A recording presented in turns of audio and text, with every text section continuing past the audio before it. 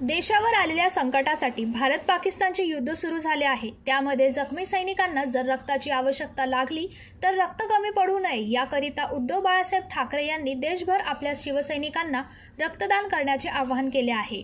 त्याच अनुषंगाने आज डोंबिवलीत ठाणे जिल्हा प्रमुख दीपेश म्हात्रे यांच्या मार्गदर्शनाने व डोंबिवली शहर अध्यक्ष प्रकाश तेलगोटे यांच्या नेतृत्वाखाली भव्य असे रक्तदान शिबिराचे आयोजन डोंबिवलीत करण्यात आले। यामध्ये सकाळपासूनच शिवसैनिकांनी चांगला प्रतिसाद दिला। शिवसेना उद्धव बाळासाहेब ठाकरे पक्षाचे आमचे पक्षप्रमुख उद्धवजी ठाकरे साहेब व आदित्य ठाकरे साहेब यांच्या आदेशानुसार पूर्ण महाराष्ट्रामध्ये येत्या काळामध्ये युद्धाच्या पार्श्वभूमीवर रक्तदान घेण्याचं आमच्या पक्षाकडून सांगण्यात आलं होतं। त्यानिमित्तानं आज डोंबिवली शहर शाखेमध्ये आमचे शहरप्रमुख प्रकाशजी तेलगोटे असतील, आमचे सर्व पदाधिकारी इथे उपस्थित आहेत, महिला आघाडी असेल, यांच्या माध्यमातून आज रक्तदान शिबिर घेण्यात आलेलं आहे।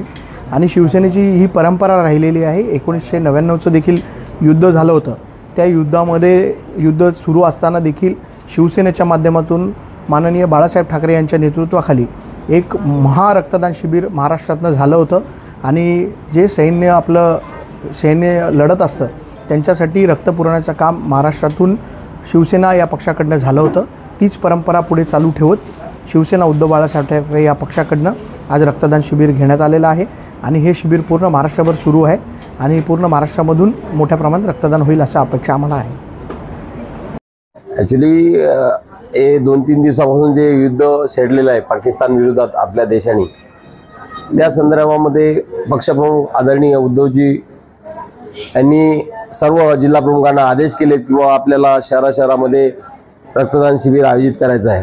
त्याच अनुषंगाने काल जिल्हा प्रमुख यांनी आम्हाला फोन केला आहे आणि त्यांनी सांगितलं की आपल्याला रक्तदान इथं शिबिर ऑर्गनाईज करायचं आहे।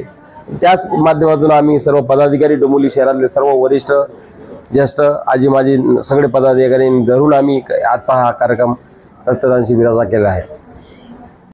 Bureau report, Janshakti, Dombivli.